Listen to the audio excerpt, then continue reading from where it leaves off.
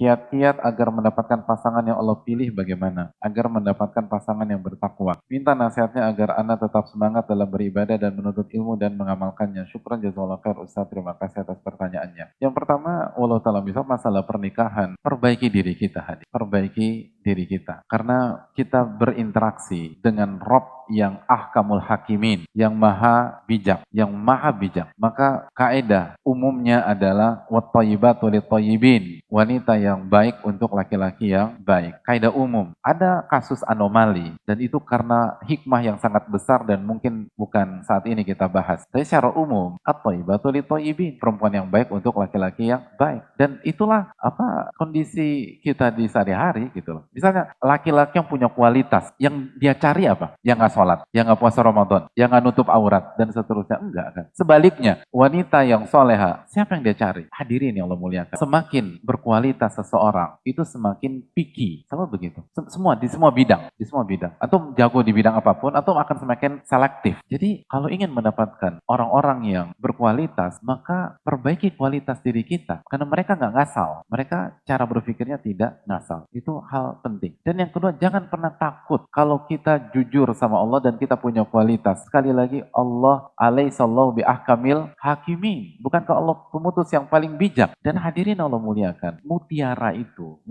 walaupun ada di dasar laut, itu tetap dicari oleh para nelayan. Sampah plastik, walaupun ada di permukaan laut, nggak disentuh sama nelayan. Sekarang kita mau jadi yang mana? Jadi nggak usah khawatir. Kita berinteraksi dengan Rabbul Alamin. Kalau kita mutiara, dicari. Walaupun ada di dasar. Walaupun yang mempertaruhkan nyawa. Itu poin. Terus yang terakhir, pernikahan itu tentang kemampuan dan kebutuhan. Mampukah kita secara utuh ya? Saya bicara, ini kan bukan sesi pernikahan, tapi secara umum. Ya ma'syarasy syabab man istata'a minkumul ba'ah falyatazawwaj. Wahai anak muda, barang siapa yang mampu maka menikahlah. Terus yang kedua, kebutuhan. Dan kebutuhan setiap kita tuh beda hadirin. Dan ini konsep para ulama. Makanya kalau kita buka buku-buku fikih para ulama, misalnya contoh apa yang dikatakan oleh Ibnu Ruslan dalam kitab Zubat. Kata beliau, sunnah li muhtajin mutikin lil uhab, nikahu bikrin zati dinin wa nasab. Pernikahan itu hukumnya sunnah bagi yang apa? Bagi yang butuh dan mampu. Ini tentang kebutuhan. Apa kebutuhan kita? Untuk bisa husnul khotimah, untuk bisa masuk ke dalam surga, untuk bisa beribadah kepada Allah.